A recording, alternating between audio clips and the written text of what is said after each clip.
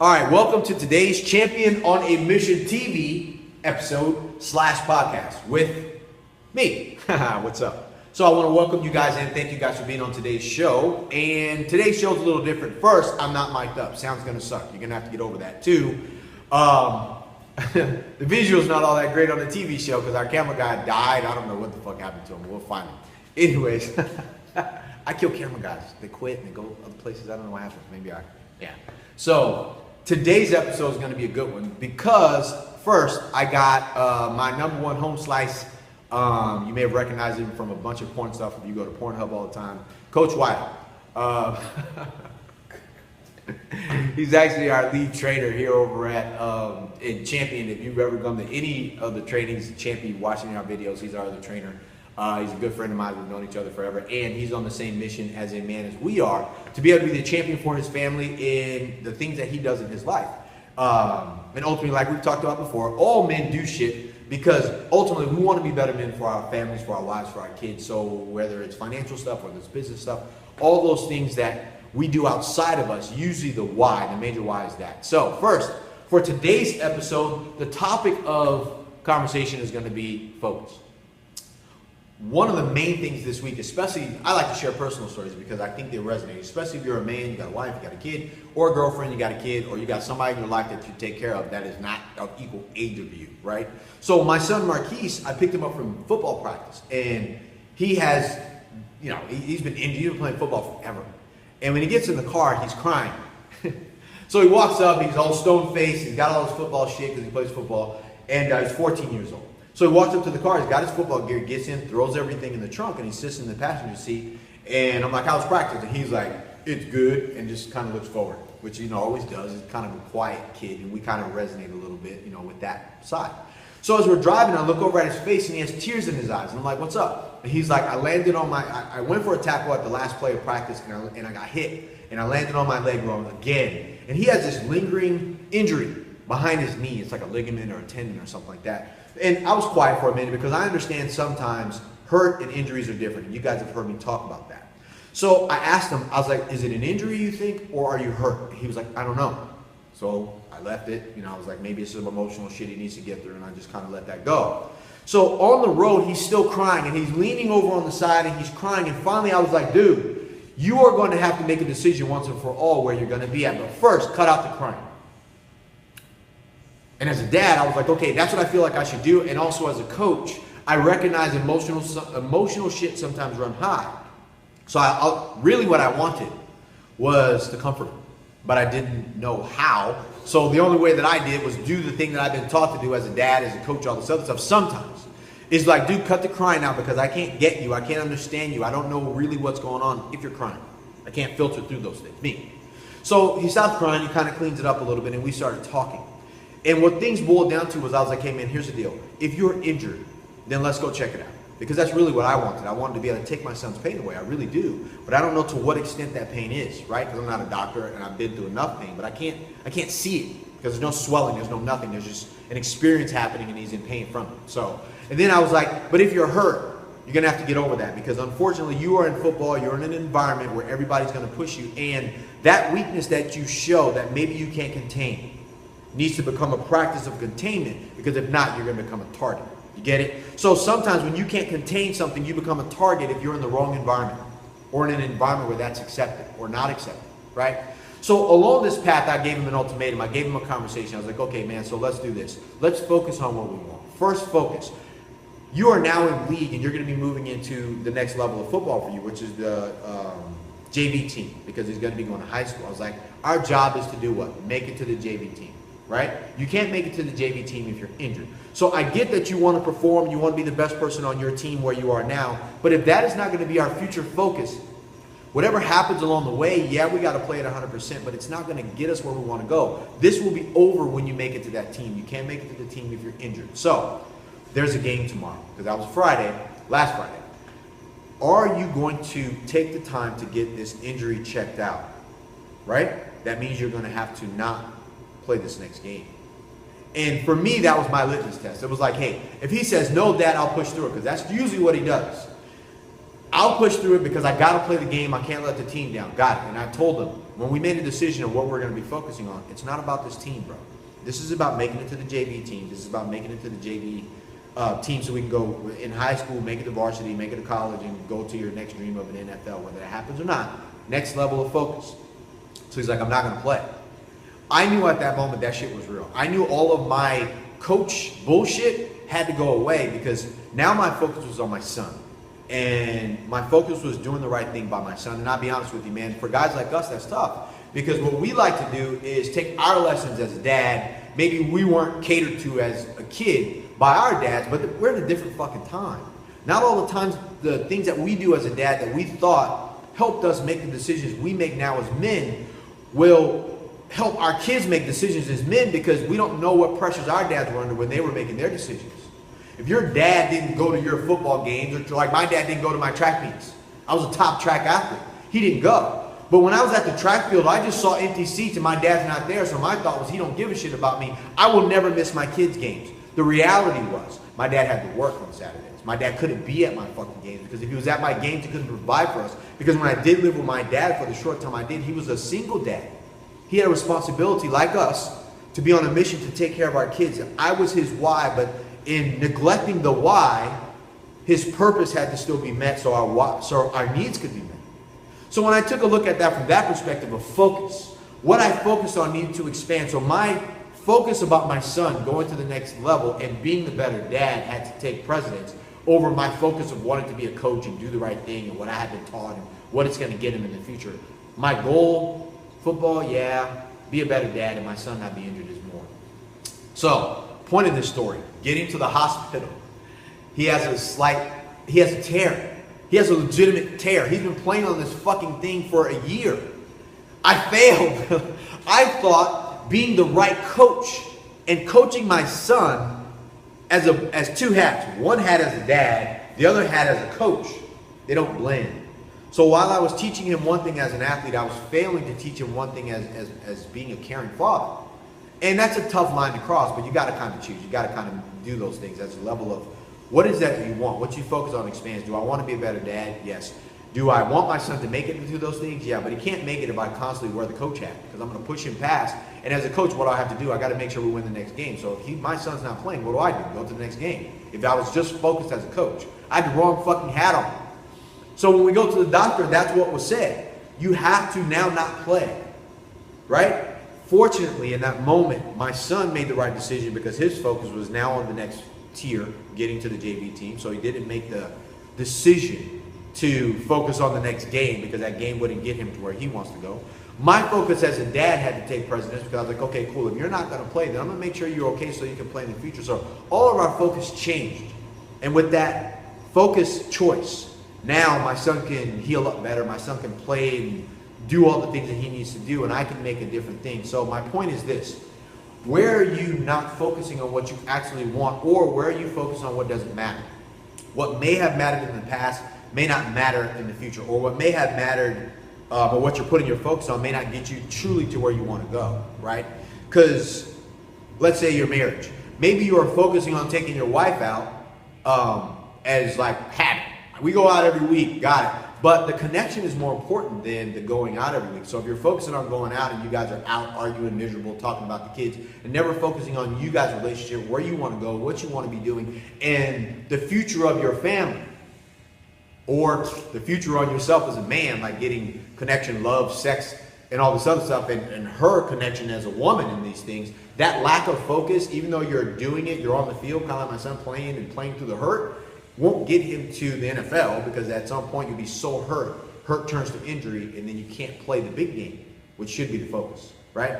So if you're doing those things through habit and not focusing on the purpose of the habit, then you fail, right? So like I said, maybe it's relationship, maybe it's business, maybe it's marketing, maybe it's financial freedom, maybe you are focusing on paying off all your fucking debt, and every time you're out of debt, you get more debt because your focus is debt, not focused on financial freedom, right? And I'm doing these things to kind of give you some contrast to where focus goes, it grows, right? That area grows. If you focus on something bad is probably going to be bigger than it really is, because that's where your focus is. If you focus more on what you want, like we were just talking about it, unless you do Coach Wiener, Coach Weider.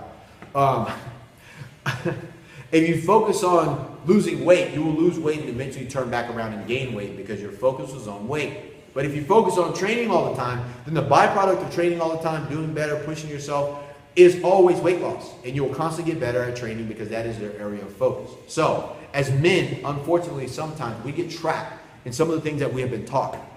I do it, you're gonna fucking do it. But if you focus on what you want, where focus goes, energy grows. You guys have heard that. That's a universal principle. You break it, that's what, I mean, you're going to get the receivership of whatever you focus on. If it's negative, you're going to get more negative. If you focus on positive, you get more positive.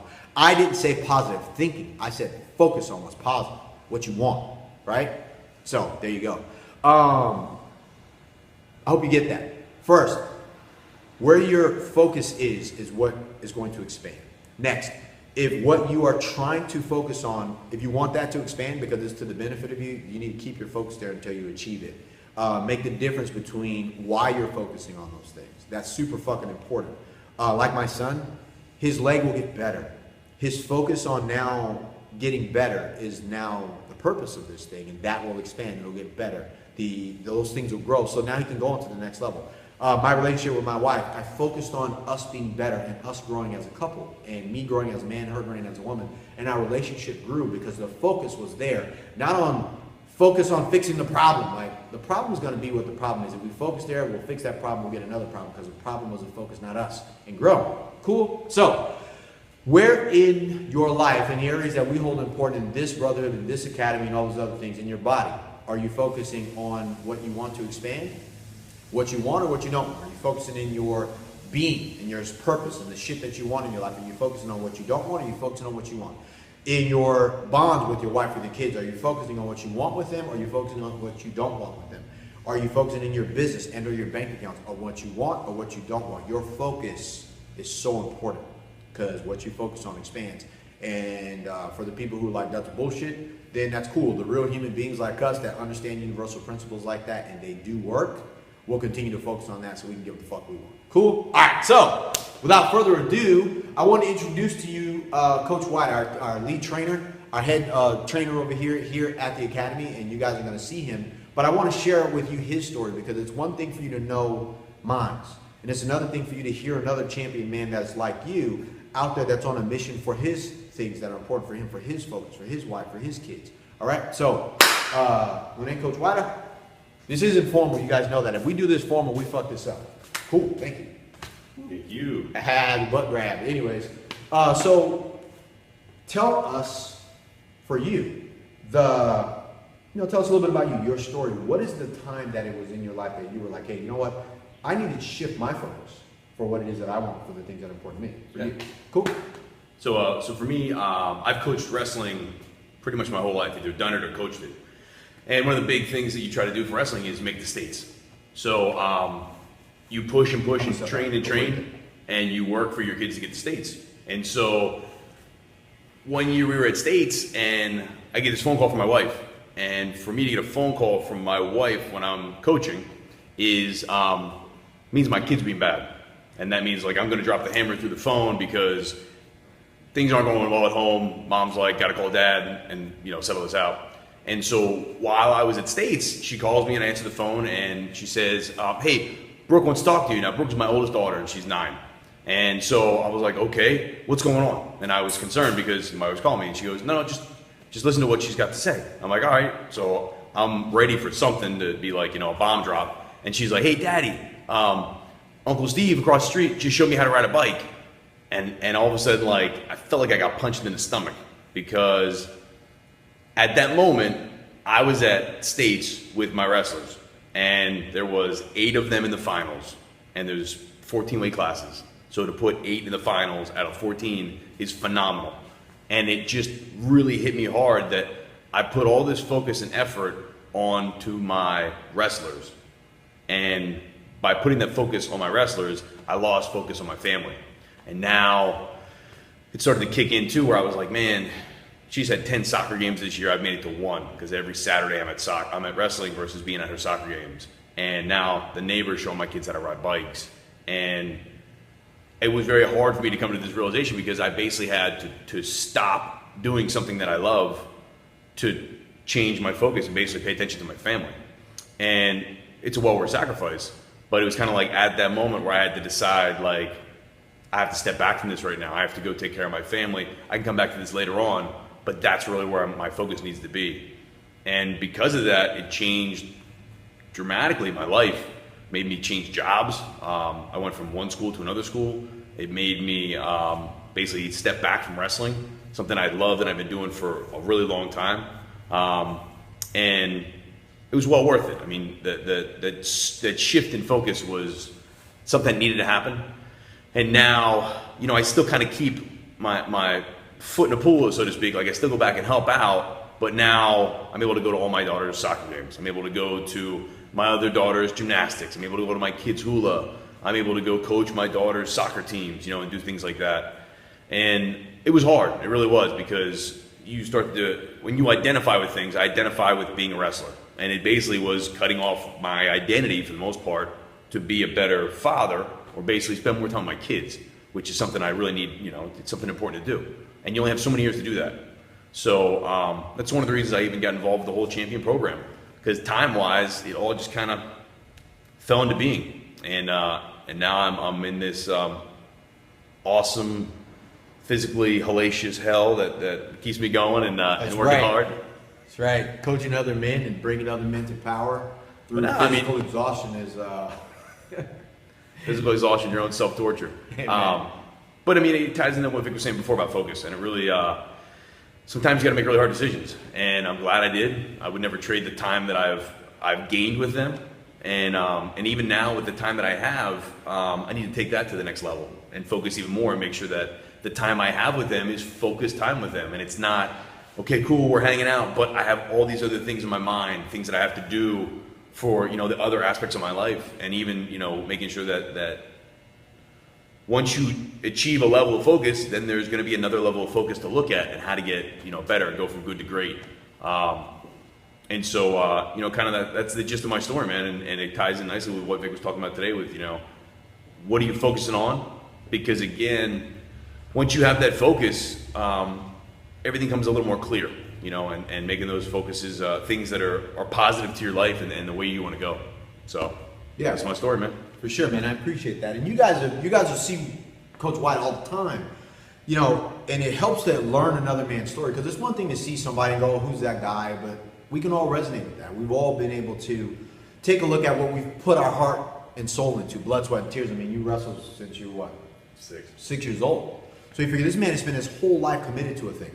And then he spent his whole life committed to another thing. And then along the time, I don't care who the fuck you are, if you're a real person, you will have like 8 commitments, especially if you're a high level achiever like all of us. Like if you're a champion, you probably got 8 number 1 things to do on your fucking list. And if you don't, then you're probably not gonna like any shit that we talk about. We are people who operate pretty well under chaos and strain and stress. But we thrive in those situations. The thing is for us is what we're talking about today is your level of focus for what you put that number one in front of the other number 1 focus on typically is going to be the fire that we tend to live off of, which is our family, right? So when White was talking, I was thinking about something. A lot of guys are going to ask, so, okay, cool, Vic. So I'm in that situation. So I've lost focus on what's important to me. So how do I focus? So rather than answer how do I focus, I want to bring to light this, some hard truths to why you don't focus. Most of the time, people that I find, especially high achievers, champion mindset men, or men who have lost focus, they have stopped focusing because of fear. They're afraid. And I know most guys are fucked up, Vic, I'm not afraid of shit. Yeah, it's bullshit. You know what? You may not think it's fear, or you may call fear something else. Most high achievers, athletes, we call fear like anxious, anxiety, man, I'm just fucking antsy. Like, yeah, it's fear, motherfucker. Like, something hasn't happened yet, you're bouncing all over the place, and you've lost focus. And reason why? Fear. Fear of what? Failure. Fear of disapproval. Fear of not feeling good enough. Fear of not falling out of place. You know what I'm saying? So like, if you think about that, lack of fear equals, lack of focus equals failure. Period. So if you don't focus, you will fail. If you aren't focused, it's because of fear, right? Now, like I said, to answer that question, like, how do I focus? How do I refocus? Well, first, you got to get clear. Clear on what you want. No bullshit. Like we said, live the fucking standard and start being real about what you want, desire, need. Where is that really for you? Once you can get that clear on something and you begin to apply that amount of focus, the next phase of focus is practice. If you practice, you will gain precision. But the problem is that what people want to do is they go, cool, I understand that this is now just fear. I will begin to focus, and then they think that focus comes one time. Focus is a repetitious thing. Like you said, you've been practicing wrestling since you were 6. I've been fighting and doing it. I've been fighting from one thing to the next thing to the next thing. I went from real estate in business. I went to the gym ownership. I was a soldier. I was a fighter. All of those disciplines require some level of practice and focus. Like you have to do those things forever, right? So when you practice that, you become an expert. You become, or you have a certain level of expertise. So you stop being afraid of doing the thing that you practice doing over and over again, but you can't do them just once, right? So when you focus and you overcome the fear of failure or the fear of being thought down upon or the fear that somebody's not going to like you, and you get going on that, it takes a constant amount of refocus, reconditioning, repracticing, and doing this thing every day so you can build a tolerance to that, which is what we talk about. Guys who come into champion and go through any experience that we have, there's always this reconditioning process that we put people through. And I'll be honest with you, the best way to recondition yourself is through a very emotional experience. If I yell at you, or if someone yells at you, I don't like yelling at people, but if someone yells at you, like think about it as a kid. If you touch something and they go, no, don't do that. You're like, oh shit, you'll remember. I made you jump. Right? You will remember that. If you go next to this thing and somebody goes, hey, do you know this? Like, hell yeah, you fucking yelled at me for that. And somebody who yelled will be like, I don't know that.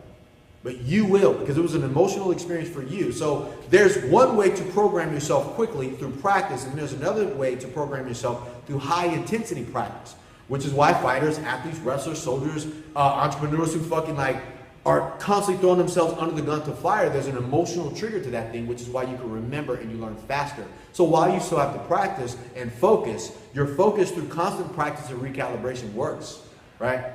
Sorry, I got all fucking deep. But anyways, focus, right? If you don't focus, you will fail.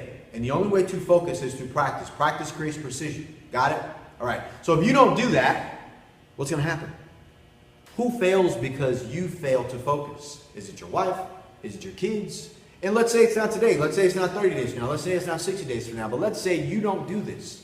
Whatever it is that you are failing in, whatever it is that you're not receiving the thing that you want, or even if you want to get to the next level where good is no longer good and now it's become bad and you want to go from good to great, whatever the fuck that is for you, who fails if you don't get there?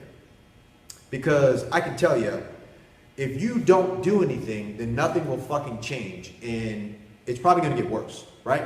So if you want better, you better be working on fucking being better. You better be focusing on what it takes to be better and get around people who will hold the line for you to make sure that shit happens. If not, you will be failing and don't know, right? Every day, you'll just, like my son, just thinking that it was hurt, but really it was an injury. And had he continued to play the game Saturday, next Saturday, 5 days of practice, 2 days of games, 2 years down the line, the truth, not what we fucking make up in our heads. What, if I could paint a picture, what would have happened? He would have been hurt. It would have been a real tear. He would have went through pain. He would have went through anguish. And he probably would have never been able to play football again. Aside from football, he would have never been able to run with his own kids. He would have never been able to do certain things. He wouldn't have been able to get certain jobs. All of those things would have been damaged because of the reality of not taking a look at what your consequences, your current actions that yield the future consequences really are. And a lot of men do that. A lot of guys fill out those applications and don't do shit, right? So, if you are listening to this and this resonates with you, don't just listen to this podcast or watch this TV show and don't do shit. That isn't why I do shit. I don't do shit for fucking masturbators, dudes who watch dudes work hard like us and then just mentally jack off and don't do shit. I don't like that. I hate that. So, do something. What is it that you can do based on listening to this podcast or watching this TV show? One thing that you can now put your focus on and make some form of change. Cool? What is that one thing? Men fail because they are not clear. That's all. If you aren't clear, you won't fucking get there. And here's the second thing. If you know a man that's going through some of the shit that we're talking about, maybe he's not focused, maybe he's in the process of losing his family, maybe he wants to take his family and his business and himself to the next level. He's seeking power outside of himself rather than look at himself and go, fuck, I'm the root of these problems. And if I don't change, they can't succeed. And you watch this thing, you get some benefit from it, you don't share it with him, you are the fucking scum of the earth. You watch another man crumble, and you are wrong. because it becomes your responsibility, your right, your charge, your purpose, your fucking duty. If you have experience, if you have knowledge that can help another person overcome a challenge in his life and you don't share it with them, you're wrong too, right? Do this. Share this with this man. Like this thing, share this thing, put this where this needs to be, listen to this podcast, get other men to listen to it. It's our job to help other men that are like us succeed. Carry this message forward. I can't do it by myself. All right? This is the Champion on the Mission podcast. We look forward to meeting you, seeing you. The compressor came on. That's how we know the shit's over. Meeting you, seeing you, greeting you, having you at our events. We have this new shit that just came out called Tougher. It's a 30-day challenge of do tougher shit. You do tougher shit and your whole fucking life will change. It's just 30 days, man. It's a tiptoe in the water. But imagine what would happen to your life if you did all the tough shit first and you had other men around doing the same thing, holding you to the thing that you said you wanted, right? And I'm willing to do that. Even if you hate me at the end of it, you don't have to like me as long as your family's better and your businesses are better. That's what Champion's about, man. So, again, wage war. This is Coach Vic saying, what's up? Go do this thing. Share this if you like it. Share it with another man. And or make your commitments. What's the one thing you're going to fucking do after listening to this thing? And then fucking go do it. And if you get great results from that one thing, let me know about it, man. I'd love to fucking hear about it. All right, man. Coach Wiener, take us out. Burn! Wage war.